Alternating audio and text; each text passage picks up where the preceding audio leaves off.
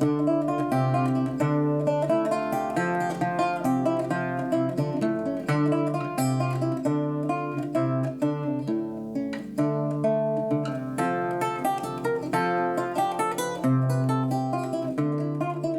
I'm Peter Adamson, and you're listening to the History of Philosophy podcast, brought to you with the support of the Philosophy Department at King's College London and the LMU in Munich, online at historyofphilosophy.net.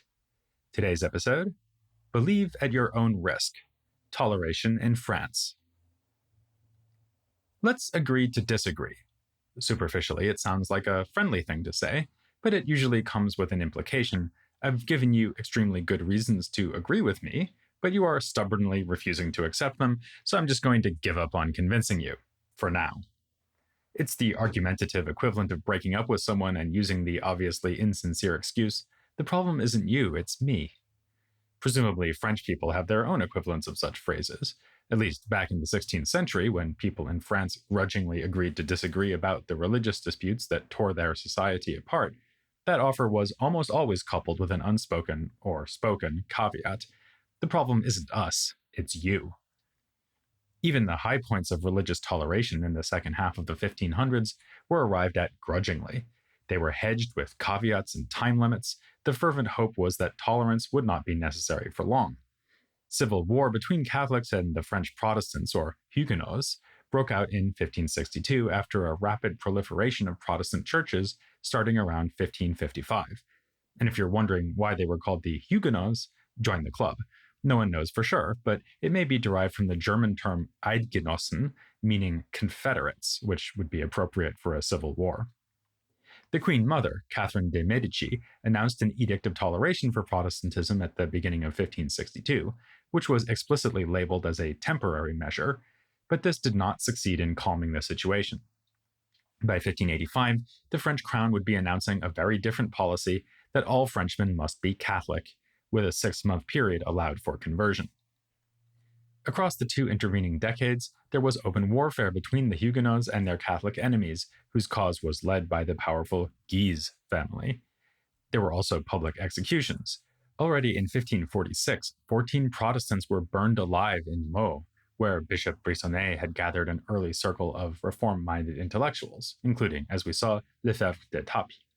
And then there were the popular conflicts that erupted when, say, Protestants smashed up a church out of iconoclast zeal, leading to violent battle with local Catholics. A temporary end to the conflict came near the end of the century with the 1598 Edict of Nantes. This new proclamation of tolerance for Protestants remained in force until it was revoked in 1685. At no stage during all this bloodshed did it occur to either of the warring parties that the problem might be them. Attempts at reconciliation, like the 1561 Colloquy of Poissy, were intended not so much to bury the hatchet as use it to cut off the heretical growth within Christianity. The Catholics spoke of conquering and leading back the brothers who have strayed, while the Huguenots boasted, "We shall make them admit before this holy assembly that it is we and not they who follow the true church." Even the word tolerance, which to our ears has peaceful and generous connotations, had a more negative meaning in this context. The French verb tolérer conveyed the idea of suffering through something, not the idea of genuinely agreeing to disagree. For the Catholics, offering toleration was a pragmatic concession, a last resort after persuasion and military action had failed. And when the Huguenots asked to be tolerated by the state, they were just playing for time. Minimally, enough time to build up military strength for the next round of warfare, but ideally, enough time to convert so many of their countrymen that France would become intolerant of Catholics instead. A turning point for both sides was the St. Bartholomew's Day massacre in 1572, which, as you'll remember, claimed the life of Peter Ramus. He was one of thousands of victims in Paris and in the provinces. Protestants blamed the government, with only partial accuracy, for organizing this mass murder. It was no coincidence in their eyes that Catherine de' Medici was the daughter of the man to whom Machiavelli's famously cynical work of political advice, The Prince, was dedicated. They said she taught her children from its pages, and that it might be described as her Bible. As for the Catholics, the fact that even this paroxysm of violence failed to stamp out Protestantism convinced them that the Huguenots might be here to stay. Even before the massacre, Michel de l'Hôpital, who was chancellor under Catherine de' Medici, argued that peace with the Huguenots would be preferable to the warfare that he saw coming.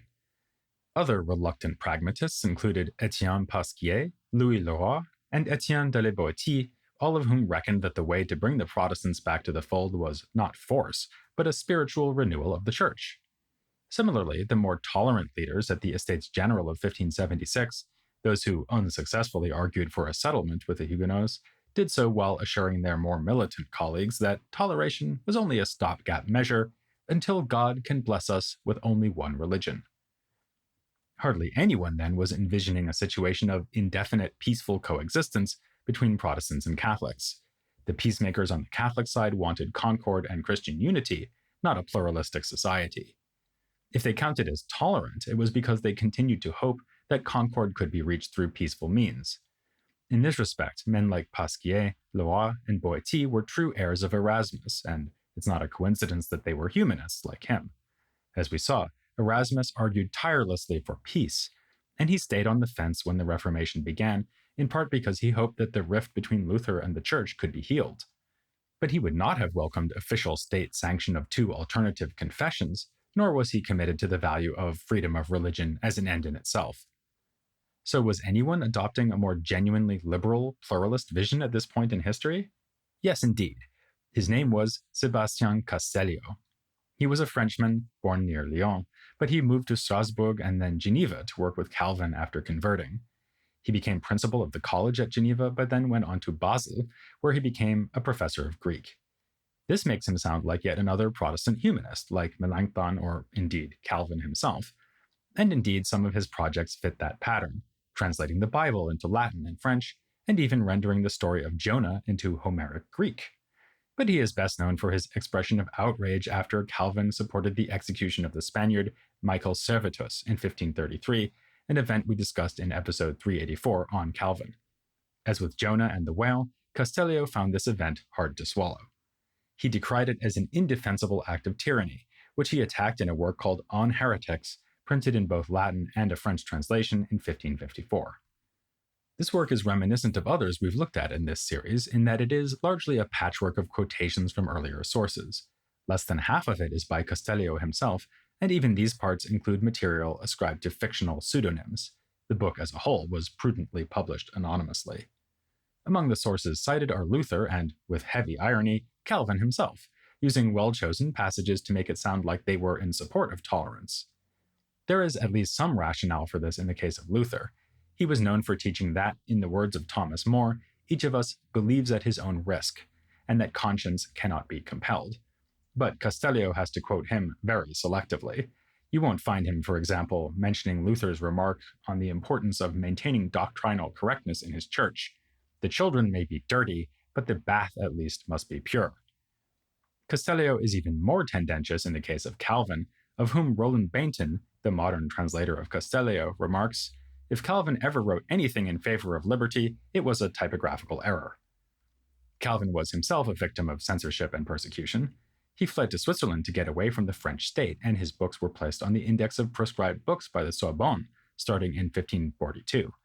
But he would have said that the theologians and politicians of Paris were not wrong simply because they persecuted. They were wrong because they were persecuting the wrong people who taught the truth, people like himself. Castellio framed his polemic by saying, "I shall not defend the doctrine of Servetus, but condemn the doctrine of Calvin." Indeed, he went further, admitting, "I hate heretics. Still, it is wrong to persecute them violently. For one thing, there are pragmatic considerations of the sort others were invoking at the time, though Castellio explores these in greater depth. Unsuccessful attempts to suppress the Anabaptists had already shown that persecution simply leads to a cycle of tit-for-tat violence. Calvin's policy, if adopted by everyone, would simply guarantee that people of different religious persuasions would try to kill each other indefinitely. Furthermore, even if you can get someone to disclaim their supposedly heretical views under duress, this will just be hypocrisy. Castellio aptly notes the example of England, where vast swathes of the population claimed to be Protestant under King Edward, when in fact they maintained Catholic beliefs. Finally, using force against heresy is counterproductive, since people tend to admire martyrs, and the fuss caused by trials and executions helps publicize the heretic's ideas. Indeed, Castellio points out that the only reason most people even know the name of Servetus was that Calvin had him put to death. Still true today, he wouldn't have appeared in this podcast otherwise. These are persuasive arguments, but two other considerations involve more philosophical depth. Castellio lays them out in brief just after saying that he hates heretics and develops them throughout the whole work. First, even if we assume that heretics are in error, it is not appropriate to punish them with physical violence. Physical force should only be used in response to physical crimes. For spiritual missteps, we should offer a spiritual remedy, in the form of debate and pastoral care. This will give heretics both reason and chance to change their views, as violent retribution would not. As Castellio nicely puts it, to kill a man is not to defend a doctrine, but to kill a man. He also points out the obvious irony of murdering people in the name of Christ, asking the reader to imagine Jesus returning to earth and watching men burn to death while calling out his name. Calvin's Christ, who would thoroughly approve of this, would be hard to tell apart from Satan, a remark that particularly outraged Calvin, as you can imagine. Castellio unabashedly encourages us to sympathize with Servetus. A man like this might be pious and even good, despite his erroneous theological views. Which brings us to a second reason for genuine toleration, namely that for all we know, in persecuting a heretic, we might be suppressing views that are true. As Castellio said, the working definition of heretic seems to be anyone we disagree with, and of course he was well aware that the Catholics thought him and other reformers to be heretics. This calls to mind a sentiment already expressed by a Lutheran author, cited by Castellio in On Heretics, named Sebastian Frank. He said, "Socrates was right that we know only that we do not know. We may be heretics quite as much as our opponents." It's not just that we should play it safe and not take the risk of executing an innocent man. Castellio does make that point, remarking that it would be better to let 100 or even 1,000 heretics live than to kill one upright man. But in addition, Castellio is skeptical that we are in any position to be sure about such topics as God's Trinitarian nature, which had been scandalously denied by Servetus. Scripture is very difficult to interpret, which is why theologians are constantly at odds with each other about correct doctrine. Castellio does hasten to assure us that he is not a global skeptic. For example, he is confident that we can know that God exists, and more on that in a moment. But when it comes to the fine points of theology, we really cannot be confident that our preferred version of Christianity is the right one. How, he asks rhetorically, can Calvin prove that he alone knows? In this respect, Castellio does seem to be echoing the stance of Erasmus and, more generally, the humanist tendency to prize simple spirituality over the fine-grained doctrinal distinctions of the theologians. It's been well remarked that Castellio belonged to the university-trained men who celebrated commoners. He would have sympathized with untutored Christians instructed to accept formulas of belief handed down by this or that church, which they were in no position to assess. Around this time, one man confronted by such a statement of orthodoxy said, "This is over my head, and I'm reluctant to bind my conscience to it." For Castellio, technicalities about the incarnation, grace, or the Trinity were far too abstruse to be used as litmus tests for acceptable belief. The only thing we can really demand is that people believe in a single, good, omnipotent God who is worthy of our worship. We can know this much through our natural powers without wading into the controversies of scriptural exegesis. And here we reach the limits of Castellio's tolerance. He would have no patience with anyone who denies Abrahamic monotheism. Those who do deny it should be punished not because of their religion, for they do not have any, but because of their irreligion. So Castellio is not saying that literally anything goes, but for him the range of tolerable belief is wide enough even to accommodate Jews and Muslims. Indeed, this was the basis for one of his attacks on Calvin. In an early edition of his Institutes, Calvin had expressed a relatively benign attitude toward Jews and Turks, in other words, Muslims. But this remark was then removed in later printings, which for Castellio was a clear sign of Calvin's drift toward intolerance and persecution. It was also predictable, ironically enough, that Castellio would attack Calvin's doctrine of predestination. He saw this as yet another needless indulgence in scholastic theological controversy, but also showed that he could play that game if necessary. True to form, his account of sin and redemption allowed more liberty to humans. We do need divine grace to be saved, but God offers that to everyone. It's just that some people freely accept it while others freely refuse. Calvin's murderous Christ, who gleefully watches pious, well-meaning Christians burn in the name of doctrinal exactitude, is matched by Calvin's unjust God, who sends people to eternal damnation after giving them no chance to save themselves. Something else you might predict is that Calvin and his allies would respond furiously to this attack from Castellio, which is exactly what happened. There was an exchange of refutation and counter-refutation between Calvin himself and Castellio, and Calvin's faithful associate Theodore Beza also wrote in defense of executing heretics. Beza presumably wouldn't have minded seeing Castellio himself burn. He complained that Castellio was no better than an ancient skeptic, accused him of undermining belief in the Trinity by expressing sympathy for Servetus, and for good measure judged Castellio to be, of all men that have ever lived, the most wicked and blasphemous. But others were more favorable. We already know that Dirk Coornhert took up the cause for genuine toleration later on in the Netherlands, and he was powerfully influenced by Castellio. In fact, Coornhert even translated some of Castellio's writings. Fausto Sozzini, founder of the Socinian movement, edited works by Castellio and saw himself as his successor. The reformist writer Katharina Zell in Strasbourg also took inspiration from him, writing, "Let the magistrate punish the evildoer, but not constrain faith, which belongs to the heart and conscience, and not to the outward man." Castellio's star has faded since then. He is not a household name, yet he deserves to be remembered as a pioneer in the cause of freedom of conscience. If people had listened to him in the 1550s, then Huguenots and Catholics alike could have avoided killing each other by the thousands in the 1560s. Sadly, the message of tolerance has always been hard for some people to hear. An early modern study of his thought was published by Stefan Zweig in 1936 with the intention of persuading people not to support the Nazis.